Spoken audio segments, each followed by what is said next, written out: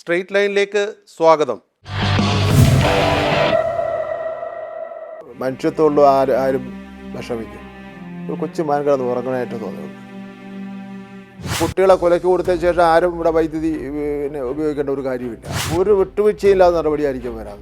ഈ മോൻ്റെ ദേഹത്ത് തന്നെ അവൻ രക്ഷപ്പെടുത്താൻ വേണ്ടി 5-6 കൂട്ടിൽ കയറി അവൻ ദേഹത്ത് പിടിച്ചിരുന്നെങ്കിൽ ഇതൊക്കെ അങ്ങ് നടന്നു പോകും എന്നുള്ള നിലയിൽ എന്തായിക്കോട്ടെ, ഞങ്ങൾക്ക് ശമ്പളം കിട്ടുമല്ലോ എന്നുള്ള നിലയിൽ ചില അധ്യാപകർ ഈ കാര്യങ്ങൾ എടുക്കുന്നുണ്ട്. സ്കൂളിലൊരു വിദ്യാർത്ഥി മരിച്ചാൽ വിദ്യാഭ്യാസ മന്ത്രിക്ക് അവിടെ പോകാനുള്ള അവകാശമില്ല. ഒളിച്ചിരുന്നിട്ട് വണ്ടിയിൽ ചാടി ഞാൻ വണ്ടി നിർത്തി കൊടുക്കാൻ പറയും. അടിക്കണമെങ്കിൽ അടിക്കട്ടെ, അല്ലെങ്കിൽ അടിച്ച് പൊളിക്കട്ടെ.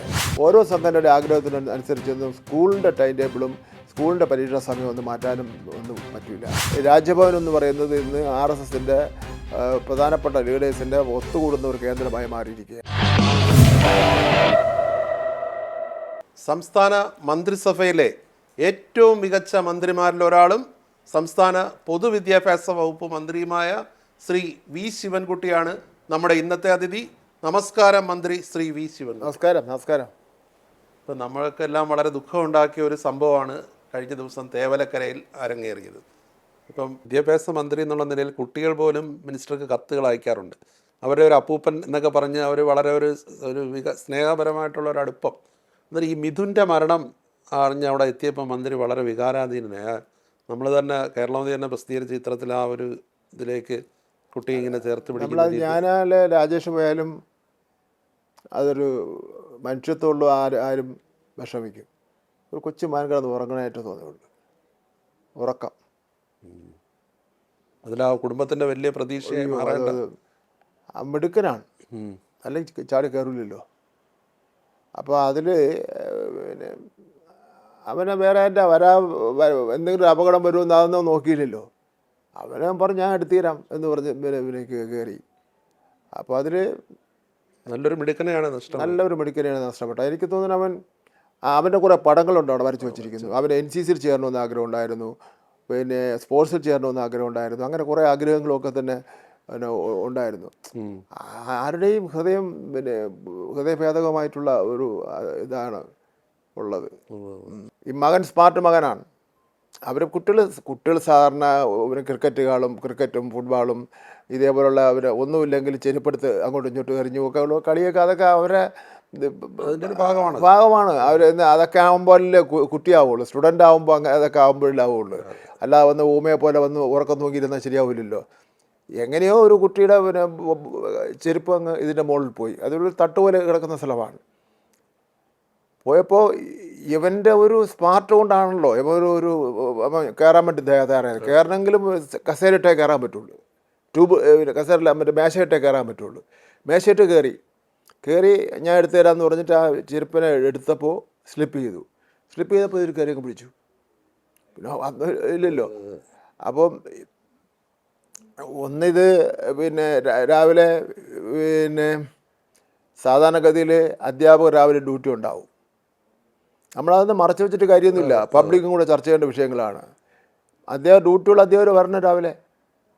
അത് ഈ കാര്യങ്ങളെല്ലാം ഒന്ന് ശ്രദ്ധിക്കേണ്ടതായിട്ടുണ്ട്.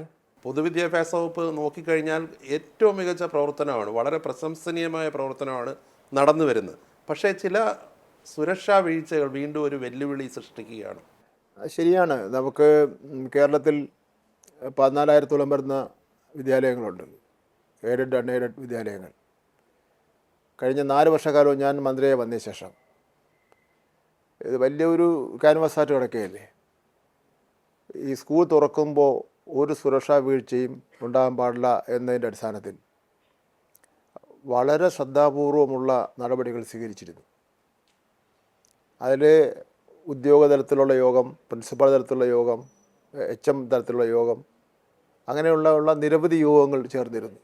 ഇത് കൂടാതെ ഒരു 50 താഴെയുള്ള പോയിൻ്റ് ഇന്ന കാര്യങ്ങൾ നിങ്ങൾ ചെയ്യേണ്ടതാണ്, കാരണം മറന്നുകൊണ്ട എന്ന് ഉദ്ദേശിച്ച് അതിൽ അവിടുത്തെ ചെറുതും വലുതുമായിട്ടുള്ള മുഴുവൻ കാര്യങ്ങൾ ഇതിങ്ങനെ കേരളത്തിലെ ഒരു കാലഘട്ടത്തിലും അങ്ങനെ പറഞ്ഞിട്ടില്ല. ഉദാഹരണം, മുഖ്യമന്ത്രി തന്നെ ഇതിനു വേണ്ടി ഒരു യോഗം വിളിച്ച് ചേർത്തു. മുഖ്യമന്ത്രി വിളിച്ചു കൊടുത്ത യോഗത്തിൽ മുഖ്യമന്ത്രി പറഞ്ഞതെന്ന് പറഞ്ഞാൽ, ഈ 1.5 മാസക്കാലമായിട്ട് സ്കൂൾ അടച്ചിട്ടൊക്കെയാൽ ക്ലാസ് റൂമുകളിൽ, നഗരങ്ങളിലല്ല ഗ്രാമങ്ങളിൽ ചെറിയ കുഴിയൊക്കെ ഉണ്ടാവും. അവിടെ ഇഴജന്തുക്കൾ വന്ന് കിടക്കാൻ സാധ്യതയുണ്ട്. അപ്പം അതുകൊണ്ട് ആ ചെറിയ കുഴികൾ നിങ്ങൾ ശ്രദ്ധിച്ച് അത് അടയ്ക്കണം. അല്ലെങ്കിൽ നമുക്ക് അങ്ങനെ മുമ്പ് വയനാട് ഒരു സ്കൂളിൽ ഒരു അപകടം ഉണ്ടായത് നമ്മുടെ മുന്നിൽ ഉണ്ടെന്ന് പറഞ്ഞു. അപ്പോൾ ഇതിൽ ഞങ്ങൾ ചെയ്തതെന്ന് പറഞ്ഞാൽ ഈ കാര്യങ്ങൾ മുഴുവൻ പാരഗ്രാഫായിട്ടുള്ള കാര്യങ്ങൾ മുഴുവൻ പിന്നെ ഇംപ്ലിമെൻ്റ് ചെയ്ത ശേഷം തിരിച്ച് അവർ നോട്ട് തരാൻ വേണ്ടി പറഞ്ഞു. പോയിന്റ് അതിന് അതിൽ ഏറ്റവും പ്രധാനപ്പെട്ട കാര്യമായിട്ട് പറഞ്ഞാൽ വൈദ്യുതിയായിട്ട് ബന്ധപ്പെട്ട പ്രശ്നമാണ്. അതിൽ പറഞ്ഞിരിക്കുന്നത് പറഞ്ഞാൽ ഒന്ന് പിന്നെ ട്രാൻസ്ഫോമർ ഉണ്ടെങ്കിൽ അത് മാറ്റി വയ്ക്കാൻ വേണ്ടി പറയണം. 2 വൈദ്യുതി ലൈൻ ഒരു കാരണവശാലും നമ്മൾ ആ കോമ്പൗണ്ടിൻ്റെ കൂടെ തന്നെ പോകാൻ വേണ്ടി പാടില്ല മുകളിലൂടെ. കാരണം എന്തെങ്കിലും സംഭവിച്ചു കഴിഞ്ഞാൽ പെട്ടെന്ന് അത് പടർന്ന് പിടിച്ച് എത്രയോ കുട്ടികളെയാണ് അത് പോകുന്നത്. 2 ഇത് തന്നെ ഈ മോൻ്റെ ദേഹത്ത് തന്നെ അവൻ രക്ഷപ്പെടുത്താൻ വേണ്ടി 5-6 കുട്ടികൾ അവൻ ദേഹത്ത് പിടിച്ചിരുന്നെങ്കിൽ ഇതിനേക്കാൾ വലിയ ട്രാജഡി ഉണ്ടാകുമായിരുന്നല്ലോ. 3 പറഞ്ഞിരിക്കുന്നത് സ്റ്റേ കമ്പി, ചിലപ്പോൾ അതിൽ എർത്തുണ്ടാവും, അതവിടെ നിന്ന് മാറ്റണം. പിന്നെ സ്കൂളുകളിലുള്ള ഇപ്പം ഈ സ്മാർട്ട് ക്ലാസ് റൂമൊക്കെ വന്ന ഫ്ലഗൊക്കെ ഉണ്ടല്ലോ, അത് എല്ലാം ശരിയാണെന്ന് നോക്കണം. ഇത് വളരെ അടിവരായിട്ടും പറഞ്ഞിട്ടുള്ള കാര്യമാണ്. എന്താ ചെയ്യേണ്ടത് ഇവരെയൊക്കെ? അതിലവർക്ക് വീഴ്ച പറ്റി. അത് ഇത് നോക്കി അവർ അവർ കത്ത് കൊടുത്തെന്നാണ് പറയുന്നത് ഇലക്ട്രിസിറ്റി ബോർഡിന്. ഞാൻ ഇന്നലെ അവിടെ ചെന്ന് നോക്കിയപ്പം പിന്നെ ഹൈ പവർ പിന്നെ വൈദ്യുതി കടന്നു പോകുന്ന ലൈനാണ്. അതുകൊണ്ട് ഇത് വർഷങ്ങളായിട്ട് ഈ വൈദ്യുതി ലൈൻ അതുവഴി വർഷങ്ങളായ വൈദ്യുതി ലൈൻ അവിടെ പോവുകയാണ്. മാനേജ്മെന്റ് ശ്രദ്ധിക്കേണ്ടതല്ല. മാനേജ്മെന്റ് ശ്രദ്ധിക്കേണ്ടതാണ്, കാലാകാലങ്ങളിൽ വന്നിട്ടുള്ള പ്രിൻസിപ്പൾമാർ ശ്രദ്ധിക്കേണ്ടതാണ്. ഒരു കാരണവശാലും ആ സ്കൂളിൻ്റെ മുകളിൽ കൂടെ കൊടുക്കാൻ വേണ്ടി പാടില്ല. അപ്പോൾ അതിനൊരു ന്യായം പറയുന്നതെന്ന് വെച്ചാൽ തൊട്ടടുത്തുള്ള കുറച്ച് സാധാരണക്കാരായിട്ടുള്ള ആൾക്കാർക്ക് വൈദ്യുതി കിട്ടുന്നതിന് വേണ്ടിയാണെന്ന്. അതൊന്നും ഇതിലൊരു ന്യായമേ ഇല്ല, അതൊന്നും നമ്മൾ അംഗീകരിക്കുന്നേ ഇല്ല. 5-6 കുട്ടികളെ കൊലയ്ക്ക് കൊടുത്തതിന് ശേഷം ആരും ഇവിടെ വൈദ്യുതി പിന്നെ ഉപയോഗിക്കേണ്ട ഒരു കാര്യമില്ല. അല്ല, അതിന് ബദൽ സംവിധാനം ഉണ്ടാക്കി. അതിന് ബദൽ സംവിധാനം ധാരാളം ഇപ്പോൾ ഉണ്ടല്ലോ, അണ്ടർലൈനൊക്കെ ധാരാളം ഉണ്ടാക്കേണ്ടതാണ്. അപ്പോൾ ഇതിൽ ഇപ്പോൾ അവിടുത്തെ HM അവരിപ്പോൾ സുഖമില്ലാതെ ഹോസ്പിറ്റലൈസാണ്. അവർക്ക് BP എല്ലാം കൂടി ഹോസ്പിറ്റലൈസാണ്. അവരെ സസ്പെൻഡ് ചെയ്തു അല്ലേ? അത് സസ്പെൻഡ് ചെയ്തു. നമ്മുടെ നമ്മുടെ യഥാർത്ഥത്തിൽ ഈ സംഭവം ഉണ്ടായ അപ്പം മുതൽ ഭയങ്കര ജാഗ്രതയാണ് കാണിച്ചിട്ടുള്ളത്. ഇത്രയധികം ജാഗ്രത കാണിച്ചിട്ടുള്ള കാലഘട്ടം ഉണ്ടായിട്ടില്ല. അപ്പോൾ പ്രശ്നമുണ്ടായാൽ അതിന്മേൽ നടപടിയിൽ നിൽക്കാനേ പറ്റുള്ളൂ. അപ്പോൾ തന്നെ വിദ്യാഭ്യാസ ഡയറക്ടറെ അയച്ചു അവിടെ സംഭവ സ്ഥലത്ത് അയച്ച ശേഷം നമ്മൾ പിന്നെ പ്രാഥമിക അന്വേഷണം നമുക്ക് കിട്ടി. ഗവൺമെൻറ് മെഡിക്കൽ കോളേജിലാണ്, മോർച്ചറിയിലാണ് അവിടെ പോസ്റ്റ്മോർട്ടം ചെയ്തത്. ഞാൻ അവിടെ പോയി, ബാലഗോപാൽ മന്ത്രിയോടെ പോയി. വിദ്യാഭ്യാസ ഡയറക്ടർ വന്നു, കാര്യങ്ങളെല്ലാം മനസ്സിലാക്കി. ഞാൻ പറഞ്ഞു ഇന്നലെ ഉച്ചയ്ക്ക് മുമ്പ് റിപ്പോർട്ട് കിട്ടുമെന്ന് പറഞ്ഞു. ഇന്നലെ ഉച്ചയ്ക്ക് മുമ്പ് അവർ റിപ്പോർട്ട് നൽകി. സാധാരണ റിപ്പോർട്ട് എന്നൊക്കെ പറഞ്ഞ് കഴിഞ്ഞ് പോകുമല്ലോ. റിപ്പോർട്ട് നൽകിയ ശേഷമാണ് ഈ പറഞ്ഞ 5 കാര്യങ്ങൾ തീരുമാനിച്ചത്. 1, മാനേജ്മെൻറ്റ് നോട്ടീസ് കൊടുക്കണം. അത് ആക്ടിൽ പറയുന്നതാണ്, നിയമപരമായിട്ട് ചെയ്യാൻ പറ്റുള്ളൂ. എല്ലാം കോടതിയിൽ പോകുന്ന സംഗതിയായിട്ട് നിയമങ്ങൾ നോക്കിയാൽ ചെയ്യാൻ പറ്റുള്ളൂ. നോട്ടീസ് കൊടുക്കണം. കാരണം പിന്നെ തങ്ങളുടെ ഉത്തരവാദിത്തം നിർവഹിച്ചിട്ടില്ല എന്നുള്ള ഒറ്റ കാര്യം കൊണ്ട് ആ കാര്യം മാത്രം മതി. നോട്ടീസ് കൊടുത്ത് ഗവൺമെൻറ്റിന് ആ സ്കൂൾ ഏറ്റെടുക്കാൻ വേണ്ടി അങ്ങനെ ഏറ്റെടുക്കാനുള്ള അധികാരം ഗവൺമെൻറ്റിനുണ്ട്. 1. രണ്ടാമത്തെ പിന്നെ കാര്യം നമ്മൾ തീരുമാനിച്ചതെന്ന് വെച്ചാൽ ആ കുട്ടിയുടെ അനിയന് ഇപ്പോൾ അത്യാവശ്യം കാര്യങ്ങളിലായി ഇനിയിപ്പോൾ പോകണമെങ്കിൽ കുറച്ച് പൈസ വേണം. അത് വിദ്യാഭ്യാസ വകുപ്പ് 3 ലക്ഷം രൂപ കൊടുത്ത് ബഹുമാനപ്പെട്ട മുഖ്യമന്ത്രി അടുത്ത ക്യാബിനറ്റിൽ അതിൻ്റെ അടുത്ത ക്യാബിനറ്റിലോ മറ്റ് സഹായങ്ങളെ സംബന്ധിച്ചൊന്നും തീരുമാനിക്കുമെന്നാണ് ഞാൻ പ്രതീക്ഷിക്കുന്നത്. പിന്നെ നമ്മളൊരു കാര്യം ചെയ്തതെന്ന് വെച്ചാൽ മറ്റേ അനിയന് ഇനിയിപ്പം 9ഉം 10ഉം ക്ലാസ്സിൽ പഠിക്കുമ്പോൾ അവൻ്റെ ഫീസും മറ്റു കാര്യങ്ങളൊക്കെ ഉണ്ടല്ലോ, അതെല്ലാം ഇളവ് ചെയ്തുകൊണ്ടുള്ള ഒരു ഉത്തരവ് ഗവൺമെൻറ് ഇത് കൊടുക്കാൻ വേണ്ടി ഞാൻ നിർദ്ദേശം കൊടുത്തിട്ടുണ്ട്. ഇത് കൂടാതെ ആ വീടെന്ന് പറയുന്നത് ഒരു 1.5 സെൻറ്റ് ഉള്ള വീടാണ്. ഞാൻ ചോദിച്ചെന്നില്ല അയാളുടെ അച്ഛനോട്. അത് അവിടെ ഈ നമ്മുടെ സിനിമാ പോസ്റ്ററും ബോർഡും ഒക്കെ വെച്ചിട്ട് മറച്ചു വെച്ചുള്ള ഒരു സംഗതിയാണ്. അപ്പോൾ ഒരു വീട് വെച്ച് കൊടുക്കാമെന്ന് പറഞ്ഞ് നമ്മുടെ ഈ സ്കൗട്ട്സ് ആൻഡ് ഗൈഡ്സിൻ്റെ ഫണ്ട് ഉപയോഗിച്ചുകൊണ്ട് ഒരു 20 ലക്ഷത്തിന് താഴെയുള്ള ഒരു നല്ല വീട് വെച്ച് കൊടുക്കുക. അതിൻ്റെ പണി അടുത്ത ആഴ്ച തന്നെ ആരംഭിക്കാനുള്ള സൗകര്യം ചെയ്യാമെന്ന് പറഞ്ഞു. പിന്നെ ഇതുകൂടാതെ പിന്നെ മാനേജ്മെൻറ്റിനോട് ആവശ്യപ്പെട്ടിട്ടുണ്ട്. മാനേജ്മെൻറ്റിന് നല്ല ഫണ്ടൊക്കെ ഉള്ള മാനേജ്മെൻറ്റാണ്, കുടുംബത്തെ സഹായിക്കണമെന്ന് മാനേജ്മെൻറ്റിനോട് ആവശ്യപ്പെട്ടിട്ടുണ്ട്. ഇത്രയും വർഷമായിട്ട് ഈ മാനേജ്മെൻറ്റിൻ്റെ ഭാഗത്ത് ഇത്തരം കാര്യങ്ങൾ ഒരു സ്കൂളിൽ പ്രാഥമിക കാര്യങ്ങൾ ഭംഗിയായി ചെയ്യുന്നതിൽ അവർക്കും ഒരു പ്രധാന ഉത്തരവാദിത്വമല്ലേ? അവരാണ് ചെയ്യേണ്ടത്. അതുകൊണ്ടാണ് മാനേജ്മെൻറ്റ് നോട്ടീസ് കൊടുത്തത്. പക്ഷേ മാനേജ്മെന്റ്, പക്ഷേ ഇക്കാര്യത്തിൽ മിനിസ്റ്റർ ഈ വിഷയം അറിഞ്ഞ ഉടൻ തന്നെ വളരെ ജാഗ്രതയോടെ ചെയ്യേണ്ട കാര്യങ്ങളെല്ലാം മുമ്പില്ലാത്ത രീതിയിൽ ചെയ്തു.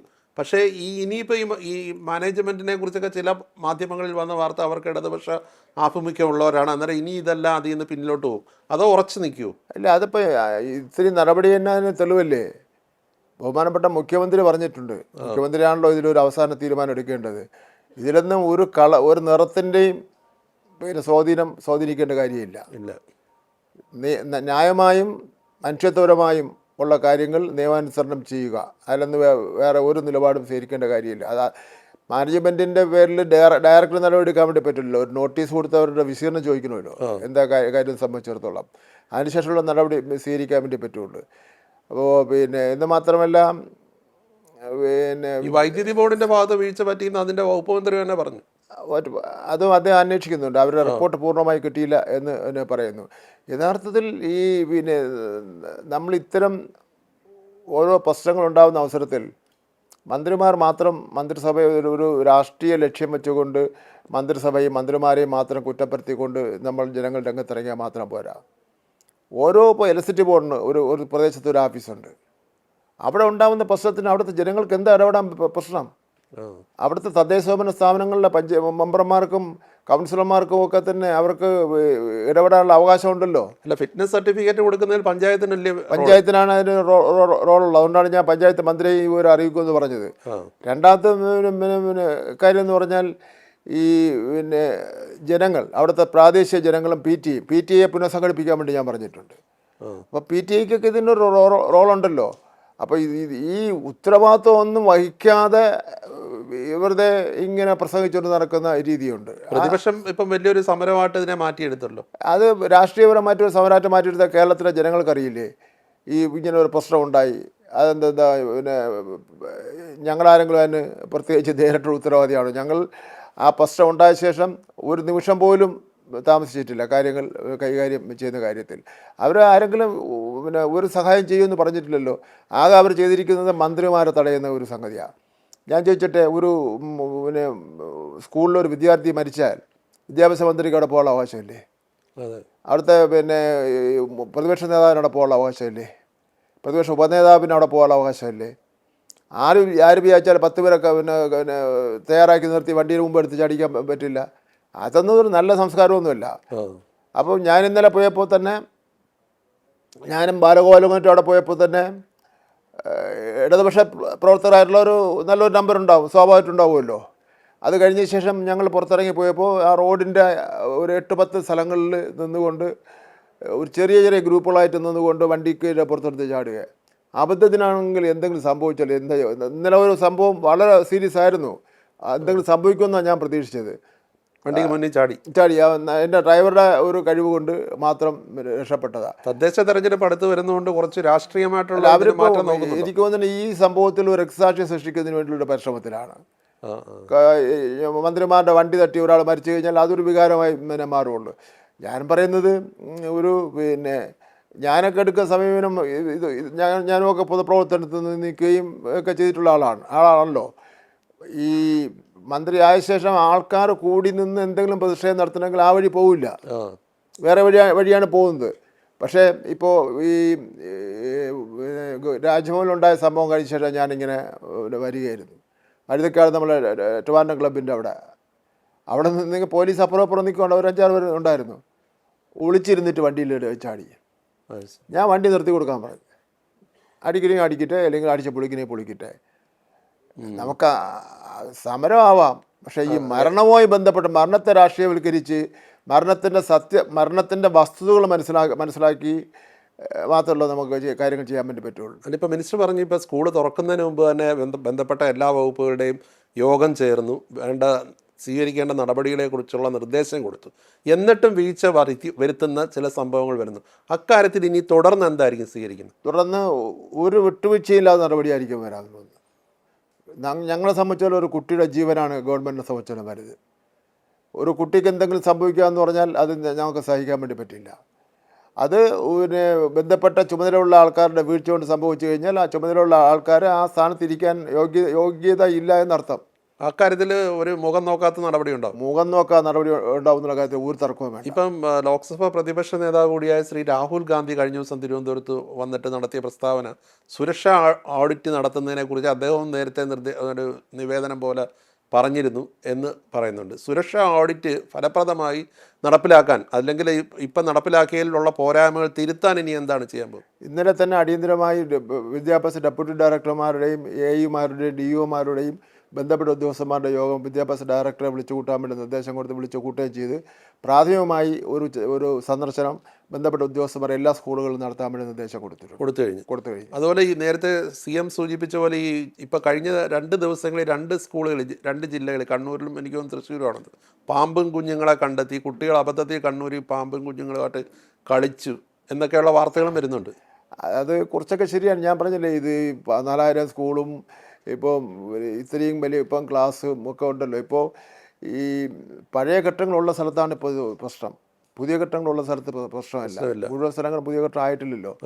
അപ്പോൾ അത് പഴയ ഘട്ടങ്ങളുള്ള സ്ഥലത്ത് ഇത് കൂടുതൽ ശ്രദ്ധിക്കേണ്ടതായിട്ടുണ്ട്. ഇപ്പോൾ പഴയ ഘട്ടങ്ങൾ ഉപയോഗിക്കാതെ തന്നെ ഇടിഞ്ഞു വീഴുന്ന സംഭവങ്ങളുണ്ട്. അപ്പോൾ അതും നമുക്ക് അടിയന്തരമായിട്ട് പഴയ ഘട്ടങ്ങൾ ഇടിച്ചു മാറ്റേണ്ട കാര്യങ്ങളുണ്ട്.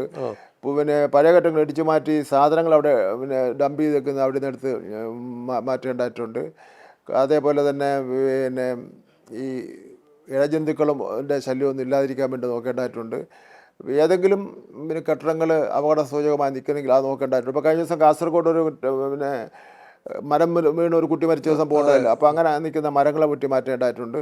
അപ്പോൾ ഇത്തരം കാര്യങ്ങളൊന്നും പിന്നെ ഒരു ഗൗരവമില്ലാതെ ഇതൊക്കെ അങ്ങ് നടന്നോളും എന്നുള്ള നിലയിൽ എന്തായിക്കോട്ടെ, ഞങ്ങൾക്ക് ശമ്പളം കിട്ടുമല്ലോ ഇതെല്ലാം നിയന്ത്രിച്ചില്ലെങ്കിലും എന്നുള്ള നിലയിൽ ചില അധ്യാപകർ ഈ കാര്യങ്ങൾ എടുക്കുന്നുണ്ട്. ചില അധ്യാപകരാണെങ്കിൽ അവർ രാവിലെ കൃത്യം 8 മണിക്ക് തന്നെ ഓഫീസ്, പ്രഥമാധ്യാപകന്മാരും അല്ലെങ്കിൽ പ്രഥമാധ്യാപകം ചുമതലപ്പെടുത്തുന്നവരും രാവിലെ 8 മണിക്ക് തന്നെ വരും. ഇപ്പോൾ പല കുട്ടികളും പല ടൈമിലാണല്ലോ വരുന്നത്. രാവിലെ 8 മണിക്ക് വരുന്ന കുട്ടികളുണ്ട്. അപ്പോൾ അവിടെ വളരെ ആൾക്കാരും ഇല്ലാത്ത അന്തരീക്ഷമായിരിക്കുമല്ലോ. അപ്പോൾ ആ സമയത്ത് ഒരു ശ്രദ്ധ വേണമല്ലോ നമുക്ക് കുട്ടികളെ സംബന്ധിച്ചിടത്തോളം. അത് ചില ബുദ്ധിപരമായി ആലോചിക്കുന്ന അധ്യാപകർ ചുമതലപ്പെടുത്തും. ഒരു അധ്യാപകൻ രാവിലെ 8 മണിക്ക് വരണം. അങ്ങനെ അധ്യാപകൻ റൊട്ടേറ്റ് വന്നു കഴിഞ്ഞാൽ കുട്ടികൾക്ക് ഒരു ഭയം ഉണ്ടാവുമല്ലോ, അധ്യാപകനുണ്ട്, അങ്ങനെ വേറെ ഒരു പ്രശ്നം കാണിക്കാൻ വേണ്ടി പാടില്ല. അതെല്ലാം ഇന്നിപ്പോൾ നമ്മൾ സമൂഹത്തിൽ കുറഞ്ഞു വരികയാണ്. 10 മണി എന്ന് പറഞ്ഞാൽ 10 മണിയാവുന്നതിന് 1 മിനിറ്റ് മുമ്പേ വരിക എന്ന നിലപാടൊക്കെ എടുത്തിരിക്കുകയാണ്. അതൊന്നും സ്കൂൾ വിദ്യാഭ്യാസത്തിൽ നടക്കുന്ന കാര്യമല്ല. അങ്ങനെ കൃത്യസമയം പാലിച്ച് ചെയ്യാവുന്ന ഒരു ജോലിയല്ലല്ലോ, കൃത്യസമയം സേവനം കൂടിയാണല്ലോ അധ്യാപകർ. നമ്മുടെ അധ്യാപകർ ചെയ്യുന്ന കാര്യത്തെ നമുക്ക് മറച്ചു വയ്ക്കാൻ പറ്റില്ല. വലിയ സേവനം ചെയ്യുന്നുണ്ട്. അതായത് ഇപ്പോൾ 1,92,000 അധ്യാപകരുണ്ട്. അപ്പോൾ ഞങ്ങളിപ്പോൾ നമുക്ക് ഇന്ത്യയിൽ അക്കാഡമിക് അച്ചീവ്മെൻറ്റിന് നാഷണൽ അച്ചീവ്മെൻറ്റിന് 2ാം സ്ഥാനം വന്നിരിക്കുകയാണ് കേരളം. കഴിഞ്ഞ വർഷം 16ാം സ്ഥാനത്ത് കിടന്നതാണ് നമ്മൾ. ഈ പ്രാവശ്യം പഞ്ചാബിനോട് 1 പോയിൻ്റാണ് നമ്മൾ തോറ്റത്. അതും എനിക്കൊരു സംശയമുണ്ട്, 1 പോയിൻ്റാണ് തോറ്റത്. അപ്പോൾ നമ്മൾ 2ാം സ്ഥാനത്ത് നിൽക്കുകയാണ്. 2ാം സ്ഥാനത്ത് വെച്ചാൽ അത് ഒരു വലിയ ഒരു മാസ് വർക്ക്, സമർപ്പിതമായിട്ട് സേവനം നടത്തുന്ന അധ്യാപകർ നമ്മുടെ മന്ത്രി മുതൽ താഴത്തെ പ്യൂൺ വരെ നടത്തിയിട്ടുള്ള ഒരു വലിയ വർക്കിൻ്റെ അടിസ്ഥാനത്തിലാണ് ഈ നിലയിൽ നമ്മൾ വന്നിട്ടുള്ളത്. രണ്ടാമത്തെ കാര്യം, ജില്ലകളിൽ നിലവാരം എടുത്തു. ഓരോ ജില്ലകളിൽ അതിന് വരാം. ഇന്ത്യയിലാകെയുള്ള 1 മുതൽ 14 വരെയുള്ള ജില്ലകൾ നമ്മളാണ് 1ാം സ്ഥാനത്ത് വന്നിരിക്കുന്നത്. അപ്പോൾ അധ്യാപകർ നടത്തുന്ന സേവനങ്ങൾ നമ്മൾ അങ്ങേറ്റം പ്രശംസിക്കണം, ആ കാര്യത്തിൽ സംശയമില്ല. പക്ഷേ എന്നാൽ പിന്നെ ചില കുറവുകളുണ്ട്. ഇപ്പോൾ ഉദാഹരണം, പിന്നെ അധ്യാപകരിപ്പോൾ ഈ ക്ലാസ് എടുക്കുന്ന അവരുടെ ജോലി വെച്ചാൽ ക്ലാസ് എടുക്കുന്നതിന് ജോലിയുണ്ട്, ട്രെയിനിങ്ങിന് പോകുന്ന ജോലിയുണ്ട്, വിവിധ ഡിപ്പാർട്ട്മെൻറ്റുകളുടെ ട്രെയിനിങ്ങിന് പോകേണ്ട ജോലിയുണ്ട്. അത് കഴിഞ്ഞാൽ പ്രോജക്റ്റുകളുടെ കാര്യമുണ്ട്, പരീക്ഷ നടത്തേണ്ട ജോലിയുണ്ട്, പരീക്ഷ പേപ്പർ നോക്കുന്നതിൻ്റെ ജോലിയുണ്ട്. ഇതിനിടയിൽ സംസ്ഥാന ഗവൺമെൻറ് കൊടുക്കുന്ന മറ്റ് എക്സ്ട്രാ ജോലികളുണ്ട്. 7 ഫെസ്റ്റിവൽ നടത്തണം, അത് അധ്യാപനം നടത്തുന്നത്. യുവജനോത്സവം, പിന്നെ സ്പോർട്സ് ഫെസ്റ്റിവൽ, പിന്നെ അങ്ങനെയൊക്കെയുള്ള 7 ഇടം നടത്തണം. അതിനും അധ്യാപകരാണ് ജോലി. അപ്പം ഇത്രയും കാര്യങ്ങൾ ഒരു NGOയ്ക്ക് നടത്തേണ്ടി വരുന്നില്ല. അധ്യാപകരുടെ ജോലിഭാരം വളരെ കൂടി. നോൺ ഗവൺമെൻറ് ഓഫീസർക്ക് നടത്തേണ്ടി വരുന്നില്ല. ഒരു സർക്കാർ ഓഫീസിലുള്ള ക്ലർക്കിന് ഇത്രയും ജോലി ചെയ്യേണ്ടി വരുന്നില്ലല്ലോ. ശമ്പളത്തിൻ്റെ കാര്യത്തിൽ കുറച്ച് വ്യത്യാസം ഉണ്ടായിരിക്കാം. അപ്പോൾ പിന്നെ ഈ സർക്കാർ ഓഫീസിലെ ഒരു ജീവനക്കാരൻ മറുപടി പറയേണ്ടതിനേക്കാൾ കൂടുതൽ ബാധ്യതയാണല്ലോ ഈ അധ്യാപകന് മറുപടി പറയേണ്ടത്. ഇന്നത്തെ കാലത്ത് രക്ഷാകർത്താക്കൾ ഇതിൽ ഇടപെട്ടിരിക്കുകയാണ്. രക്ഷകർത്താക്കളുടെ ഒരു അമിതമായ ഇടപെടൽ വരുന്നത്, നന്നായുള്ള ഒരു ഇടപെടലുണ്ട്. ചെറിയൊരു ഒരു കിഴുക്ക് വെച്ചു കൊടുത്താൽ തന്നെ ഇതൊരു വലിയ പിന്നെ മർദ്ദനമാണെന്ന് ചൂണ്ടിക്കാണിച്ചുകൊണ്ട് അപ്പോൾ അങ്ങനെ അത് കുട്ടികളെ ഉപദ്രവിക്കാൻ പാടില്ല. നമ്മളെ പുതിയ ഒരു രീതി അനുസരിച്ച് കുട്ടികളെ പറഞ്ഞ് മനസ്സിലാക്കുക എന്നല്ലാതെ ഉപദ്രവിച്ച് വേദനിപ്പിക്കാൻ പാടില്ല. അത് നെഗറ്റീവായിട്ടേ വരുള്ളൂ എന്നുള്ളതാണ് പുതിയ രീതിയിലുള്ള നമ്മൾ സൈക്കോളജിക്കൽ ആയിട്ടുള്ള നമ്മൾ ഇടപെടൽ. അപ്പം ഇന്നിപ്പോൾ എന്നോട് പത്രക്കാർ ചോദിച്ചു കാസർഗോഡ് ഒരു കുട്ടി അടിച്ചെന്ന്. നമ്മുടെ അധ്യാപകർക്കൊന്നും അങ്ങനെയൊന്നും പിന്നെ കുട്ടികളെ വേദനിപ്പിക്കുന്നൊന്നും ഉണ്ടാവില്ല. ചിലപ്പോൾ അങ്ങനെയൊക്കെ ഒരു സംഭവം ഉണ്ടാവും. ഞാൻ കൃത്യമായ നിർദ്ദേശം കൊടുത്തിട്ടുണ്ട്. ഒരു അധ്യാപകനും ഒരു കുട്ടിയും ശിക്ഷിക്കപ്പെടാൻ പാടില്ല എന്ന് മാത്രമല്ല, ഇപ്പം നമ്മുടെ പിന്നെ മാനസികമായി കുട്ടികളെ പിന്നെ പരുവപ്പെടുത്തി എടുക്കുന്നതിന് വേണ്ടി ഉള്ള ഒരു ട്രെയിനിങ് പ്രോഗ്രാം നമ്മളിപ്പോൾ ആലോചിക്കുന്നുണ്ട്. ടീച്ചർമാർക്ക് ഒരു ട്രെയിനിങ് പ്രോഗ്രാം കൊടുക്കുന്നുണ്ട്. പിന്നെ ഇതിൽ നമ്മൾ മുന്നിൽ വന്നതിൻ്റെ കാര്യം ഇപ്പോൾ AI പിന്നെ ആർട്ടിഫിഷ്യൽ ഇൻ്റലിജൻസ് ഈ ഇത്രയും അധ്യാപകർക്ക് ട്രെയിനിങ് കൊടുത്തിട്ടുള്ള ഏക സംസ്ഥാനം നമ്മുടെ സംസ്ഥാനമാണ്. അധ്യാപകരുടെ പരിശീലന രീതിയിൽ ഒരുപാട് മാറ്റം വരുത്തി. ഒരു ദിവസം എന്നുള്ളത് ഒരാഴ്ചയായി മാറി. അതൊക്കെ വലിയൊരു മാറ്റമാണ്. ഹയർ സെക്കൻഡറി അധ്യാപകർക്ക് മാറ്റമാണ്. പിന്നെ അങ്ങനെ മാറി. സ്കൂൾ തുറക്കുന്നതിന് മുമ്പേ സ്ഥലമാറ്റം ഇംപ്ലിമെൻറ്റ് ചെയ്തു. മറ്റേതില്ലെങ്കിൽ അവർക്ക് വരാൻ പോകുന്നത് കുട്ടി വീട് വാടകയ്ക്ക് എടുക്കണം, പിന്നെ കുട്ടിയുടെ മകൻ്റെയോ മകളുടെയോ സർട്ടിഫിക്കറ്റ് അങ്ങനെയൊക്കെ ഒരുപാട് കാര്യങ്ങളുണ്ടല്ലോ. അപ്പോൾ സ്കൂൾ തുറക്കുന്നതിന് മുമ്പ് ഇതിൻ്റെ പിന്നെ 1 മുതൽ 12 വരെയുള്ള സ്ഥലം മാറ്റം നടത്തി. ഇതിലൊക്കെ കോടതിയുടെ ഇടപെടൽ ഉണ്ടായിട്ടാണ് 5 ദിവസം വീതം നിൽക്കുന്ന ട്രെയിനിങ് പിന്നെ ക്ലാസ് നടത്തി. പുതിയ ടെക്സ്റ്റ് ബുക്കുകൾ പരിചയപ്പെടുത്തി. 1 കോടി പിന്നെ പാഠപുസ്തകം കുട്ടികൾക്ക് ഏതാണ്ട് 3 കോടി പിന്നെ 80 ലക്ഷം പാഠപുസ്തകം ഒരു പരാതിയുമില്ലാതെ പ്രിൻ്റ് ചെയ്ത് പിന്നെ നമുക്ക് കൊടുക്കാൻ വേണ്ടി കഴിഞ്ഞ്. സാധാരണഗതിയിൽ ഒരു പേജ് പ്രിൻ്റ് ചെയ്ത് കഴിഞ്ഞാൽ അത് കുത്തില്ല, കോമയില്ല, അക്ഷരത്തെറ്റെന്ന് പറഞ്ഞുള്ള വാർത്ത വരുന്ന സ്ഥലത്ത് 3 കോടി 80 ലക്ഷം പാഠപുസ്തകം പ്രിൻ്റ് ചെയ്ത് കൊടുത്തിട്ട് പോലും ഒരു പരാതിയില്ലാതെ നമുക്ക് കാര്യങ്ങൾ ചെയ്തു. എന്ന് മാത്രമല്ല ആ പാഠപുസ്തകത്തിൽ പിന്നെ കുട്ടികൾ തന്നെ എഴുതിയ പിന്നെ കഥകളും അതും ഇതുമെല്ലാം ഉണ്ട്. പിന്നെ വർത്തമാന ഘട്ടത്തിലെ ഏറ്റവും പ്രധാനപ്പെട്ട എല്ലാ കാര്യങ്ങളും അതിൽ പറഞ്ഞിട്ടുണ്ട്. ഇപ്പം 11-ാം തീയതി 11-12 ക്ലാസ്സിലെ പാഠപുസ്തകം കൂടെ ഈ ഗവൺമെൻറ്റിൻ്റെ അവസാന നാളുകൾക്ക് മുമ്പേ പൂർത്തീകരിക്കാൻ വേണ്ടിയുള്ള പരിശ്രമത്തിലാണ്. ഇനിയിപ്പോൾ നമ്മൾ ഈ സ്കൂൾ സമയം ഇതിൽ നിന്ന് മാറിയ സ്കൂൾ സമയ മാറ്റത്തെ ചൊല്ലിയുള്ള ചർച്ചകൾ അവസാനിച്ചിട്ടില്ല. അക്കാര്യത്തിൽ ഗവൺമെൻറ് നിലപാടിൽ എന്തെങ്കിലും മാറ്റം വരുത്തുമോ? നമ്മുടെ അടുത്ത നിലപാടല്ലല്ലോ ഗവൺമെൻറ് അടുത്ത്. കോടതിയുടെ നിർദ്ദേശത്തിൻ്റെ അടിസ്ഥാനത്തിൽ ഒരു കമ്മീഷൻ എടുത്ത നിലപാടാണ്. ഇത് മാത്രമല്ല, ഇത് 15 മിനിറ്റും രാവിലെയും വൈകുന്നേരം മാറിയതിന് പേരിൽ ഒന്നും സംഭവിക്കാനില്ല. ഇത് മാത്രമല്ല, ഏതെങ്കിലും നമ്മുടെ നാട്ടിൽ മതസംഘടനകളുണ്ട്, ജാതി സംഘടനകളുണ്ട്, അങ്ങനെ അത്തരത്തിലുള്ള പിന്നെ ഒരുപാട് സംഘടനകളുണ്ട്. ഓരോ സംഘടനയുടെ ആഗ്രഹത്തിനനുസരിച്ചൊന്നും സ്കൂളിൻ്റെ ടൈം ടേബിളും സ്കൂളിൻ്റെ പരീക്ഷാ സമയം ഒന്നും മാറ്റാനും ഒന്നും പറ്റില്ല. അത് കോടതി നിർദ്ദേശിച്ചുകൊണ്ടാണ് ഇങ്ങനെ ചെയ്തത്. കോടതി നിർദ്ദേശിച്ചുകൊണ്ടാണ് ചെയ്തത് എന്ന് മാത്രമല്ല, കോടതി നിർദ്ദേശിച്ചില്ലെങ്കിൽ പോലും അത്തരം ഓരോ സംഘടനകൾക്ക് വേണ്ടി സമയം മാറ്റാൻ പറ്റില്ല. ഇപ്പം തന്നെ ശനിയാഴ്ചകളിൽ ക്ലാസ് വെക്കേണ്ട എന്ന് പറഞ്ഞവരും ഉണ്ടോ? ഉണ്ട്. ശനിയാഴ്ചയിൽ ക്ലാസ്. ഇപ്പോൾ ഉദാഹരണം പിന്നെ ഈ കഴിഞ്ഞ പരീക്ഷാ സമയത്ത് ഒരു കൂട്ടർ, ആരെന്ന് പറയുന്നില്ല, അവരുടെ രീതി അനുസരിച്ച് അവരുടെ വിശ്വാസം അനുസരിച്ച് ശനിയാഴ്ച അവർ പേപ്പറും പേനയും എടുക്കില്ല. അത് ശരി. അതുകൊണ്ട് ശനിയാഴ്ചത്തെ പരീക്ഷ മാറ്റി വയ്ക്കണം. ഞാൻ പറഞ്ഞു മാറ്റി വയ്ക്കാൻ പ്രയാസമാണെന്ന് പറഞ്ഞു. പരീക്ഷ എഴുതിയവർ ഒന്നും സംഭവിച്ചില്ലല്ലോ. ഇപ്പോൾ ഇപ്പം തന്നെ CBSE ഈ കേന്ദ്ര ഗവൺമെൻറ്റിൻ്റെ സ്ഥാപനങ്ങൾ കേന്ദ്രീയ വിദ്യാലയത്തിലൊക്കെ രാവിലെ 7 മണിക്ക് 8 മണിക്കൂർ ക്ലാസ് ആരംഭിക്കുന്നു. പിന്നെ മലബാറിൽ കോഴിക്കോടും മലബാറിലും ഉള്ള പിന്നെ മുസ്ലിം ലീഡേഴ്സ് നടത്തുന്ന പിന്നെ സ്കൂളുകളിൽ രാവിലെ 9 മണിക്ക് 8 മണിക്ക് 7 മണിക്ക് വലിയ ക്ലാസ്സുകൾ ആരംഭിക്കുന്നത്. ഗൾഫിൽ രാവിലെ 7 മണിക്ക് ക്ലാസ് ആരംഭിക്കുന്നത്. ഉച്ചവരെയാണ്. അപ്പോൾ അതുകൊണ്ട് എന്തുമാത്രമല്ല, 8, 9, 10 ക്ലാസ്സിലെ കുട്ടികൾക്കാണ് ഈ പിന്നെ 15 മിനിറ്റ് ബാധകം, മറ്റുള്ളവർക്ക് ബാധകമല്ല. അപ്പോൾ 8, 9, 10 ക്ലാസ്സിലെ കുട്ടികളൊന്നും മതപഠനത്തിനൊന്നും പോകുന്നതില്ല. അപ്പോൾ ഒരു സമുദായം നാളെ വന്ന് പിന്നെ വേറൊരു സമുദായം പറയുന്നത് ഞങ്ങളുടെ പൂജ സമയം ഈ സമയമാണ് നടത്താൻ പറ്റില്ലെന്ന് പറഞ്ഞാൽ ഈ മതസംഘടനകൾ ഒരു അമിതമായിട്ടുള്ള ഇടപെടൽ ഇപ്പം മതസംഘടനകൾ അവരുടെ പിന്നെ പണ്ഡിതന്മാരും അവരുടെ ബുദ്ധിജീവികളും അവരുടെ വിദ്യാഭ്യാസത്തിൻ്റെ ചുമതലയുള്ളവർ ആലോചിക്കേണ്ട കാര്യം എന്ന് വെച്ചാൽ അവരാരും പിന്നെ വിദ്യാഭ്യാസത്തിൻ്റെ കാര്യത്തിൽ ഡ്രൈവ് ചെയ്യാൻ വേണ്ടി വരാൻ വേണ്ടി പാടില്ല. അത് ഗവൺമെൻറ് ഉണ്ട്. ഇവിടെ ഗവൺമെൻറ്റുണ്ട്, കേന്ദ്ര ഗവൺമെൻറ്റിൻ്റെ നിർദ്ദേശങ്ങളുണ്ട്, സംസ്ഥാന ഗവൺമെൻറ്റിൻ്റെ നിർദ്ദേശങ്ങളുണ്ട്. അല്ലാതെ ഓരോ മതസംഘടനകളും പറയുന്നത് കേട്ടുകൊണ്ടുള്ള കാര്യങ്ങൾ ചെയ്യാൻ പറ്റില്ല. അത് തർക്കമില്ല. അത് പറഞ്ഞാൽ മതത്തോടുള്ള വിരോധമായിട്ട് കാണേണ്ട കാര്യമില്ല. കുട്ടികളുടെ ഭാവിക്ക് വേണ്ടിയാണെന്നുള്ള കുട്ടികളുടെ ഭാവിക്ക് വേണ്ടിയാണ് പറയുന്നത്. 15 മിനിറ്റ് നേരം ഒരു കുട്ടി പഠിച്ചെന്ന് വിചാരിച്ചിട്ട് മതസംഘടനയുടെ സർട്ടിഫിക്കറ്റും കൊണ്ട് പോയാൽ സർക്കാർ ജോലി കിട്ടുമോ? ഈ കാൽ കഴുകൽ തന്നെ ഭാരതീയ സംസ്കാരത്തിൻ്റെ ഭാഗമാണെന്ന് ഗവർണർ പറയുകയുണ്ടായി. അത് ശരിയായൊരു നടപടിയായിരുന്നു. ഗവർണർ ഒരിക്കലും പറയാൻ പാടില്ലാത്ത ആളാണ്. അദ്ദേഹം ഭരണഘടനാ പദവിയിലിരിക്കുന്ന ആളാണ്. ഇപ്പം നമ്മുടെ രാജ്യത്ത് ബ്രിട്ടീഷ് നമുക്ക് സ്വാതന്ത്ര്യം കിട്ടിയ ശേഷം വന്നിട്ടുള്ള ഒരു രീതിയാണല്ലോ ഈ ഗവർണർ പദവി എന്ന് പറഞ്ഞാൽ. പല നമ്മുടെ പിന്നെ ആരാധ്യരായ നേതാക്കളും പറഞ്ഞിട്ടുണ്ട് ഈ ഗവർണർ പദവി ഇല്ലാതാക്കണമെന്ന് പറഞ്ഞിട്ടുണ്ട്. ഒരു ആവശ്യമില്ലാത്ത ഒരു പദവിയാണെന്ന് പറഞ്ഞിട്ടുണ്ട്. കാരണം ഒരു ഭരണം തടസ്സപ്പെടുത്തുന്നതാണ് പ്രധാനപ്പെട്ട ജോലി എന്ന് പറഞ്ഞാൽ. ഇപ്പോൾ ഗവർണർ പിന്നെ യഥാർത്ഥ ഭരണത്തലവനാണ് ഭരണഘടന പ്രകാരമായി. ഗവൺമെൻറ് ക്യാബിനറ്റ് എടുക്കുന്ന തീരുമാനങ്ങൾ നടപ്പിലാക്കുക എന്നല്ലാതെ അദ്ദേഹത്തിന് സ്വന്തമായിട്ട് ഒരു തീരുമാനം എടുക്കാനുള്ള ഒരു അവകാശമില്ല. ഈ സുപ്രീം കോടതി പറഞ്ഞിട്ടുണ്ട്, ഹൈക്കോടതി പറഞ്ഞിട്ടുണ്ട്, അതിരിവിടല് ഗവർണർമാർ ഇവിടെ പാസ്സാക്കുന്ന ബില്ലിലും മര്യാദയ്ക്ക് ഒപ്പിട്ട് കൊടുക്കുക എന്നുള്ള സംഗതി മാത്രമേ ഉള്ളൂ. 3 പ്രാവശ്യം അയക്കാം, അങ്ങോട്ടും ഇങ്ങോട്ടും അയച്ചിട്ട് ഒപ്പിടുന്ന സംഗതി മാത്രമേ ഉള്ളൂ. ഇപ്പം കേരളത്തിലെ ഗവർണർ യഥാർത്ഥത്തിൽ ഇവിടെ രാഷ്ട്രീയം കളിക്കുകയാണ്. വരുന്ന ഗവർണറുമായിട്ട് താരതമ്യപ്പെടുത്തുമ്പോൾ ഇപ്പോഴത്തെ ഗവർണർ വളരെ ഭേദമാണെന്നാണ് ആദ്യം എല്ലാവരും പറഞ്ഞത്. എല്ലാവരും അങ്ങനെയാണ് പറഞ്ഞത്. നേരത്തെ ഇരുന്ന ഗവർണറാണെങ്കിൽ റോഡിലിറങ്ങി എല്ലാവരും ഒച്ചപ്പാടും ബോളും ഒക്കെ ഉണ്ടാക്കി പിന്നെ മീഡിയയുടെയൊക്കെ ശ്രദ്ധ ആകർഷിക്കാൻ വേണ്ടി ശ്രമം നടക്കുമായിരുന്നു. പിന്നെ വേറെ ചില കാര്യങ്ങളുണ്ട്, അത് ഞാൻ ഇവിടെ പറയുന്നില്ല. ഇപ്പോഴത്തെ ഗവർണറെ സംബന്ധിച്ചിടത്തോളം അങ്ങനെ ബോളമല്ല. അദ്ദേഹത്തിനെ പറഞ്ഞല്ലോ, ഞാൻ കോർ ആയിട്ടുള്ള RSSകാരനാണ് എന്ന് അദ്ദേഹം പറഞ്ഞല്ലോ. അങ്ങനെ കോറായിട്ടുള്ള RSSകാരന്മാർ ഗവർണറായിട്ട് നിയമിക്കാൻ പാടുണ്ടോ രാജ്യത്ത്?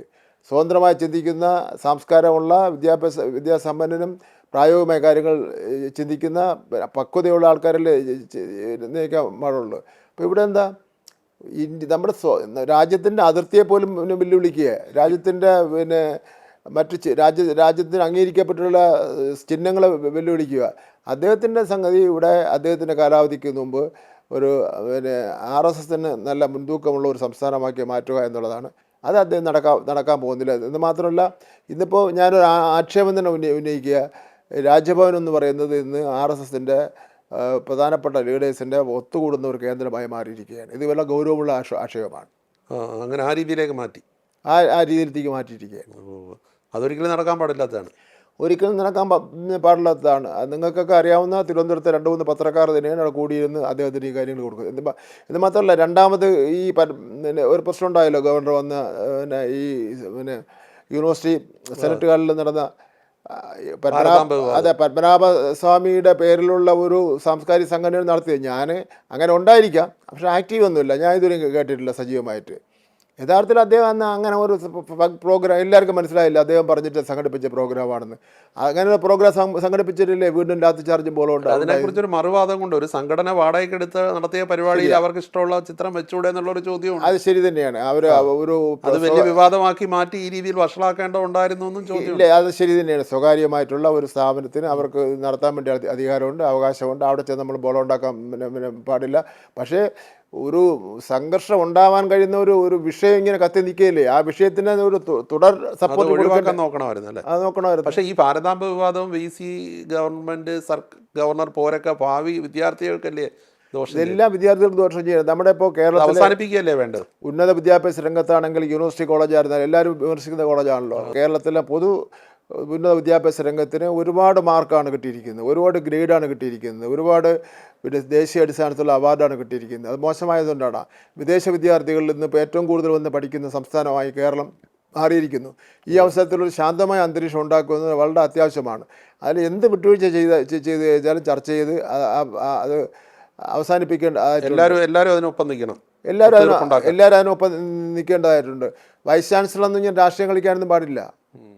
വൈസ് ചാൻസലർ പിന്നെ ഗവർണർ പറഞ്ഞാലും രാഷ്ട്രീയം കളിക്കാൻ പാടില്ല. അദ്ദേഹം കേരളത്തിലാണ് ജീവിക്കുന്നത്, രാഷ്ട്രീയം കളിക്കാനൊന്നും പാടില്ല.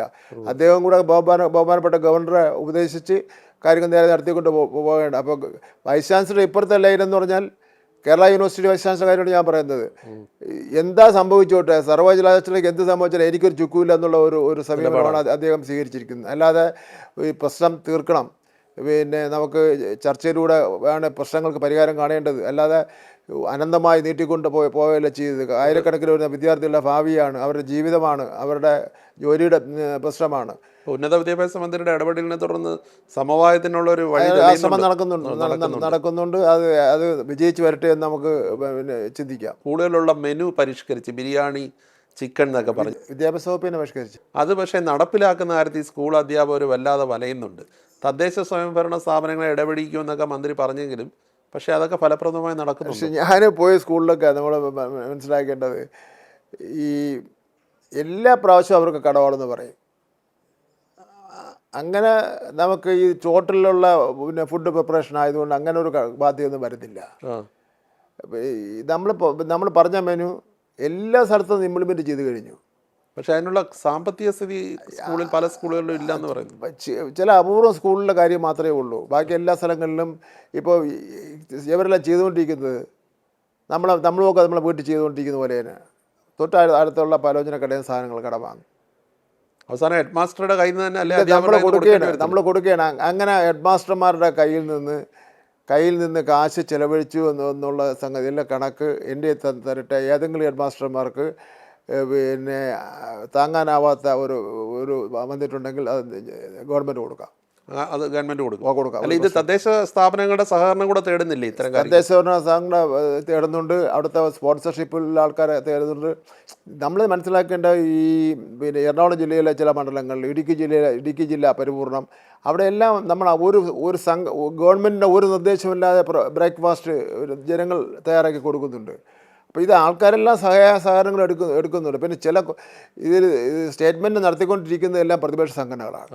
പി ടി എയുടെ ഒരു സഹകരണം സഹകരണം വേണം. പി ടി എയുടെ സഹകരണം വെച്ചാൽ ഇത്തരം കാര്യങ്ങളാണ് വേണ്ടത്. അല്ലാതെ രാവിലെ വന്ന് പിന്നെ അവിടെ നോക്കിയിട്ട് പോകലല്ല പി ടിയുടെ ജോലി എന്ന് പറഞ്ഞാൽ. ഈ കാര്യങ്ങളിൽ ചെയ്യണം.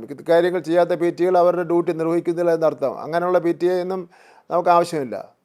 ഇപ്പോൾ സുംബ ഡാൻസിൻ്റെ കാര്യത്തിൽ മിനിസ്റ്റർ വളരെ ധീരമായൊരു നിലപാടെടുത്തു എല്ലാ കാര്യത്തിലും.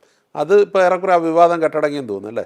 എല്ലാ സ്കൂളിലും കുട്ടികളെല്ലാം പിന്നെ പർദ്ദയിട്ടുണ്ടല്ലേ കുട്ടികൾ, ആയിരക്കണക്കിന് വരുന്ന കുട്ടികൾ നൃത്തം ചെയ്തുകൊണ്ടിരിക്കുന്നത്. ഒരു പ്രശ്നമില്ല. കുട്ടികളുടെ യൂണിഫോമിൽ നൃത്തം ചെയ്യുകയാണ്. അവരുടെ ക്ലാസ്സിൽ ഇരുന്ന് അവർ പിന്നെ രാവിലെ വൈകുന്നേരം ഇരിക്കുമ്പോൾ ഉണ്ടാവുന്ന ഒരു കാര്യമുണ്ടല്ലോ ശരീരത്തിന്.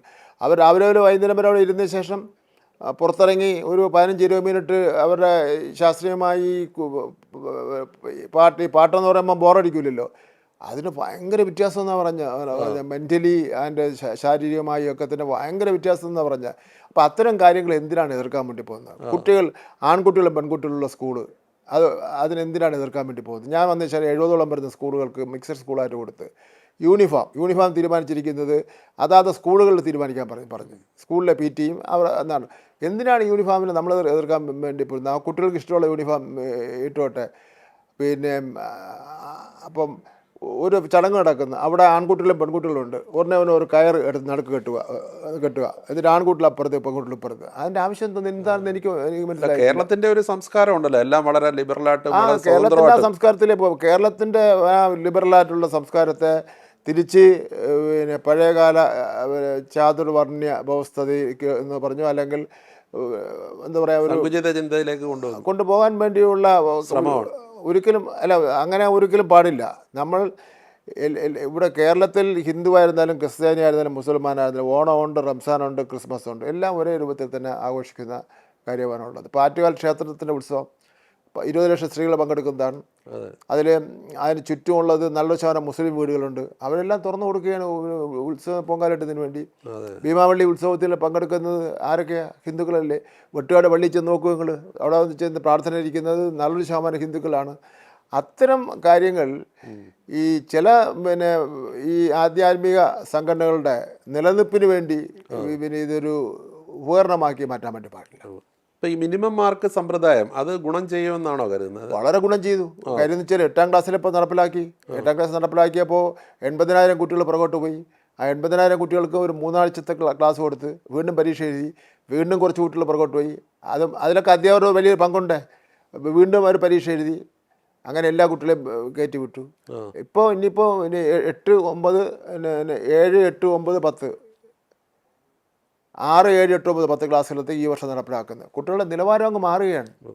ഒരു കുട്ടിയും തോക്കുന്നുമില്ല. ഇപ്പോൾ ഇംഗ്ലീഷ് വിദ്യാഭ്യാസം കുറെ കൂടെ മെച്ചപ്പെടുത്താൻ എന്തെങ്കിലും ഇപ്പം നമ്മുടെ 80,000 കുട്ടികൾ കുറച്ച് പുറകോട്ട് പോയതിൽ ഹിന്ദിയാണ് കുട്ടികളിൽ ഏറ്റവും മോശമായിട്ട് നിൽക്കുന്നത്. ശരി, ഹിന്ദി. ഇംഗ്ലീഷ് ഒരു പ്രശ്നമാണ്, നമുക്ക് നോക്കേണ്ടതായിട്ടുണ്ട്. ഈ നീന്തൽ, യോഗ ഇതൊക്കെ സ്കൂളിൽ പഠിപ്പിക്കുന്നതിനുള്ള നീന്തൽ പഠിപ്പിക്കണേ നീന്തൽ കുളം വേണം. നമുക്ക് ഒരു പഞ്ചായത്തിന്റെ ആഭിമുഖ്യത്തിൽ പോലെ തന്നെ തുല്യ പ്രാധാന്യമാണ് നീന്തലിനും യോഗയ്ക്കും എല്ലാത്തിനും. ഇപ്പോൾ ഈ നോൺ അക്കാഡമിക് ഇഷ്യൂസിന് കലാകായിക രംഗത്തേക്ക് ഈ വർഷം ഒരു പ്രാധാന്യം കൊടുക്കുന്നുണ്ട്. കുറച്ചും കൂടെ 8 മാസമേ ഉള്ള സമയം കൊണ്ട്. ഫണ്ടിൻ്റെ പ്രശ്നമാണ്. കാര്യം ചിലപ്പോൾ 1500 കോടി രൂപ കേന്ദ്ര ഗവൺമെൻറ് തരാനുണ്ട്, തരുന്നില്ല. എത്രയോ പ്രാവശ്യം മന്ത്രിമാരെ കണ്ട് യാചിക്കുന്ന പോലെ നിന്ന് അവർ തരുന്ന സമീപനമല്ല സ്വീകരിക്കുന്നത്. ഗുജറാത്തിനും പിന്നെ അതേപോലുള്ള UP ഒക്കെ തന്നെ അവർ 5000 പിന്നെ 10,000 കോടി രൂപയാണ് കൊടുക്കുന്നത്. നമുക്ക് 7000-ഓളം വരുന്ന അധ്യാപകർക്ക് ശമ്പളം കൊടുക്കുന്നില്ല. സംസ്ഥാന ഗവൺമെൻറ്റാണ് ഇപ്പോൾ ശമ്പളം കൊടുത്തത്. പാചക തൊഴിലാളികളുടെ പ്രശ്നമുണ്ട്, കുട്ടികളുടെ പിന്നെ ഉച്ചഭക്ഷണത്തിൻ്റെ പ്രശ്നമുണ്ട്, പട്ടികജാതി കുട്ടികളുടെ പിന്നെ ചില ആനുകൂല്യങ്ങളുടെ പ്രശ്നമുണ്ട്, അവരുടെ യാത്രയുടെ പ്രശ്നമുണ്ട്. ആകെ ഞങ്ങൾ ഇപ്പോൾ ഹൈക്കോടതിയെ സമീപിക്കാൻ വേണ്ടി പോവുകയാണ്. SSKക്ക് ലഭിക്കേണ്ട ഫണ്ടെങ്കിലും ലഭിക്കണമെന്ന് പറഞ്ഞുകൊണ്ട്. അപ്പോൾ കേന്ദ്ര ഗവൺമെൻറ് ഈ കേരളത്തിലെ മക്കളോട് വളരെ ദ്രോഹകരമായ നിലപാടാണ് കേന്ദ്ര ഗവൺമെൻറ് സ്വീകരിച്ചിരിക്കുന്നത്. 2 കണ്ണുകൊണ്ട് ഒരിക്കലും കുട്ടികളെ കാണാൻ വേണ്ടി പാടില്ല. ഇവിടുത്തെ ഗുജറാത്തിലെ കുട്ടികൾ ആഹാരം കഴിക്കുന്ന പോലെ തന്നെ കേരളത്തിലെ കുട്ടികൾ ആഹാരം കഴിക്കണം. ഗുജറാത്തിലെ കുട്ടികൾക്ക് ആനുകൂല്യങ്ങൾ കേന്ദ്ര ഗവൺമെൻറ് കൊടുത്താൽ അതേ തുല്യ ആനുകൂല്യം കേരളത്തിൽ കൊടുക്കണം. അതല്ലെങ്കിൽ പക്ഷപാതപരമായിട്ടുള്ള ദുഷ്ടലാക്കോടുകൂടിയും രാഷ്ട്രീയ ലക്ഷ്യത്തോടു കൂടിയുള്ള നിലപാടാണ്. അത് നമ്മളെ കുട്ടികളോട് കാണിക്കാൻ ഒരു കാരണവശാലും പാടില്ല. ഇപ്പം തന്നെ ഈ വർഷങ്ങളായിട്ട് ജോലി ചെയ്തിട്ട് ശമ്പളം കിട്ടാത്ത അധ്യാപകർ മിനിസ്റ്റർ ഇതിനു മുമ്പ് പറഞ്ഞ അദാലത്ത് സംഘടിപ്പിക്കുമെന്ന് പറഞ്ഞിരുന്നു. അത് കുറേ ഇപ്പോൾ ഒപ്പം തന്നെ 3 അദാലത്ത് സംഘടിപ്പിച്ചു. ഒരു 400ഓളം വരുന്നവർക്ക് അപ്പോയിൻമെൻറ്റ് ഓർഡർ കൊടുത്തു. ഇനി വീണ്ടും ഒരു സ്റ്റേറ്റ് ലെവൽ അദാലത്തൂടെ സംഘടിപ്പിക്കാൻ പോകുന്നു. ഞങ്ങളുടെ അധികാരത്തിൽ വന്ന ശേഷം 43,000 അധ്യാപകരെ നിയമിക്കപ്പെട്ടിട്ടുണ്ട്. 43,000 അധ്യാപകരെ നിയമിക്കപ്പെട്ടിട്ടുണ്ട്. അവിടെ ഈ അനോമലികളും അനോമലികൾ പരിഹരിച്ചുകൊണ്ട് ഞാൻ പറഞ്ഞത് എയ്ഡഡ് മാനേജ്മെൻറ്റ്, PSC ഇത് 2 മുഖാന്തരം നിയമിച്ച കാര്യമാണ് പറയുന്നത്. ഇപ്പോൾ വിദ്യാർത്ഥികളുടെ ഫീസ് കൂടുതൽ മേടിക്കുക അല്ലെങ്കിൽ പ്രവേശന ഫീസ് മേടിക്കുന്നതൊക്കെ സ്വകാര്യ അൺഎയ്ഡഡ് സ്ഥാപനങ്ങളിൽ കുറച്ച് കൂടുതലാണ്. അവരുടെ പ്രവേശന പരീക്ഷ തന്നെ 1-ാം ക്ലാസ് നടത്താൻ പാടില്ല എന്ന് പറഞ്ഞിട്ടുണ്ട്. അടുത്ത പ്രാവശ്യം മുതൽ നടത്തിയാൽ കർശന നടപടിയാണ്. ഒന്ന്. രണ്ടാമത്തെ പിന്നെ കാര്യം, ഈ ഫീസ് സൗജന്യം സാർവത്രികമായ വിദ്യാഭ്യാസമാണ് രാജ്യത്ത്. അതിനിടയിൽ കൂടെ ഓണത്തിന് പുട്ടുകച്ചവടം എന്ന് പറഞ്ഞ് ഇഷ്ടംപോലെ കുറേ ബില്ലെഴുതി കൊടുത്ത് കാശൊന്നും വാങ്ങാൻ വേണ്ടി പറ്റില്ല. പിന്നെ കാശ് നിയമവിരുദ്ധമായി വാങ്ങിയാലേ നടത്താൻ പറ്റുള്ളൂ എന്നുള്ള നിലപാടുള്ള ആൾക്കാരങ്ങ് സ്കൂളങ്ങ് അവസാനിപ്പിക്കുന്നതായിരിക്കും നല്ലത്. പാവപ്പെട്ട കുട്ടികളെയും ജനങ്ങളെയും ചൂഷണം ചെയ്യാൻ വേണ്ടി പറ്റില്ല.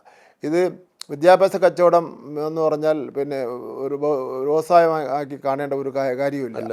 അങ്ങനെയുള്ളൊരു വ്യവസായം തുടങ്ങാൻ വേണ്ടി പോകുന്നതായിരിക്കും നല്ലത്. വിദ്യാഭ്യാസം എങ്ങനെ നടത്തണമെന്ന് സംബന്ധിച്ചിടത്തോളം വിദ്യാഭ്യാസ അവകാശ നിയമത്തിലും കേന്ദ്ര വിദ്യാഭ്യാസ അവകാശ നിയമത്തിലും പറഞ്ഞിട്ടുണ്ട്. അതനുസരിച്ച് നടത്തിക്കൊണ്ട് പോകാൻ വേണ്ടി പറ്റുള്ളൂ. ഭരണഘടനയിലും പറയുന്നുണ്ട്. തൊഴിൽ മേഖല പൊതുവേ ശാന്തമാണ്. തൊഴിൽ മേഖലയിൽ ഒരു പ്രശ്നങ്ങളുമില്ല, എല്ലാം ശാന്തമാണ്. പിന്നെ തൊഴിലാളികൾ തിരിച്ചറിഞ്ഞു പിന്നെ എന്താ പറയുക പിന്നെ ഉത്തരവാദിത്തങ്ങൾ ഉണ്ടെന്നുള്ളവരെ തിരിച്ചറിഞ്ഞു. പിന്നെ ചുവരുണ്ടെങ്കിലേ ചിത്രം എഴുതാൻ കഴിയുമെന്നുള്ള കാര്യം തിരിച്ചറിഞ്ഞു. ഇപ്പം ഹെഡ്ലോണിൻ്റെ ഒന്നും ഇഷ്യൂ ഒന്നുമില്ലല്ലോ. അവരും കൂടെ നിൽക്കുക. ഓരോരുത്തർ സ്ഥാപനം തുടങ്ങാൻ വേണ്ടി വന്ന് അവരും അതിൻ്റെ ആളായിട്ട് അങ്ങ് കൂടുകയാണ്. അങ്ങനെ മാനേജ്മെൻറ്റിന് വിശ്വസ്തരായി അവർ മാറിയിരിക്കുകയാണ്. മുമ്പൊക്കെ ആണെങ്കിൽ ഇവർ തിരുവനന്തപുരത്ത് താമസിക്കുന്ന നിങ്ങൾക്കൊക്കെ അറിയാം, ഏത് കടയിൽ നിന്നും നമ്മൾ പോയാലും ഒരു ചുവന്ന കൊടി ഉണ്ടാവും. ഇന്നിപ്പം സമരമേ ഇല്ല. മിനിമം വേജസ് നടപ്പിലാക്കുന്ന ഏക സംസ്ഥാനമാണ്. 62 ലക്ഷത്തോളം വരുന്ന ആൾക്കാർക്ക് നമ്മൾ ക്ഷേമ പെൻഷൻ കൊടുക്കുന്നുണ്ട്. ഇന്ത്യയിൽ 16 ക്ഷേമ ബോർഡുള്ള ഏക സംസ്ഥാനം പിന്നെ കേരളമാണ്. പക്ഷേ ഇത്തരം കാര്യങ്ങൾ പിന്നെ ഈ കേസ് എന്ന് പറഞ്ഞ ഒരു സംഘടന ഒരു പ്രസ്ഥാനം നമുക്കുണ്ട്. അത് എന്താണെന്ന് ചോദിച്ചാൽ ഇത് പിന്നെ നൈപുണ്യ വികസനത്തിൻ്റെ പിന്നെ സെൻട്രൽ ബോർഡാണ് ഈ കേസ് എന്ന് പറയുന്നത്. അത് നന്നായി തന്നെ പ്രവർത്തിക്കുന്നുണ്ട്. ഉടയപ്പേക്ക് ഒരു നല്ലൊരു നമ്പർ ആൾക്കാരെ പുറത്തേക്ക് വിദേശത്തേക്ക് അയക്കുന്നുണ്ട്, കാര്യം ചെയ്യുന്നുണ്ട്. IT നല്ല പെർഫോമൻസാണ് IT നടത്തുന്നത്. ഏതാണ്ട് 1440 കോടി രൂപയുടെ ഒരു പ്രോജക്റ്റ് കേന്ദ്ര മന്ത്രിക്ക് ഞാൻ ഡൽഹിയിൽ ചെന്ന് സമർപ്പിച്ചിട്ടുണ്ട്. കിട്ടാൻ സാധ്യതയുണ്ട്. അപ്പോൾ ആ രംഗം എനിക്ക് IT ഉണ്ട്. അതുപോലെ തന്നെ എംപ്ലോയ്മെൻറ്റ് എക്സ്ചേഞ്ച് ഉണ്ട്. എംപ്ലോയ്മെൻറ്റ് എക്സ്ചേഞ്ചിൽ നിന്ന് ഒരു പരാതിയും ഇല്ല. സാധാരണഗതിയിൽ എംപ്ലോയ്മെൻറ്റ് എക്സ്ചേഞ്ചിൽ നിന്ന് കള്ള സർട്ടിഫിക്കറ്റ് അയച്ചു, കാർഡ് അയച്ചു എന്നൊക്കെ പറഞ്ഞ പരാതിയാണ്. എംപ്ലോയ്മെൻറ്റ് എക്സ്ചേഞ്ചിൽ ഒരു പരാതിയില്ല. അതേപോലെ തന്നെ ലേബർ കമ്മീഷൻ ഓഫീസിൽ പ്രത്യേകിച്ച് ഒരു പരാതിയില്ല. ബോർഡുകളുടെ കാര്യത്തിലൊരു പരാതിയില്ല. പരമാവധി പിന്നെ കാര്യങ്ങൾ തൊഴിൽ രംഗത്ത് എനിക്ക് പിന്നെ ഞാൻ കുറച്ച് ദിവസം ഇപ്പോഴും CITUവിൻ്റെ സംസ്ഥാന ജനറൽ സെക്രട്ടറിമാരിൽ ഒരാളാണ്. സെക്രട്ടറി പ്രവർത്തിച്ചു എന്നുള്ളത് കൊണ്ട് കുറേ കാര്യങ്ങൾ അറിയാം. അപ്പോൾ അതുകൊണ്ട് തൊഴിലാളി സംഘടനകളുമായിട്ട് ബന്ധപ്പെട്ട് ചെയ്യേണ്ട കാര്യങ്ങൾ അപ്പോഴപ്പോഴും ചെയ്യുന്നുണ്ട്. അപ്പോൾ എല്ലാ ആശംസകളും. എല്ലാ ആശംസകളും.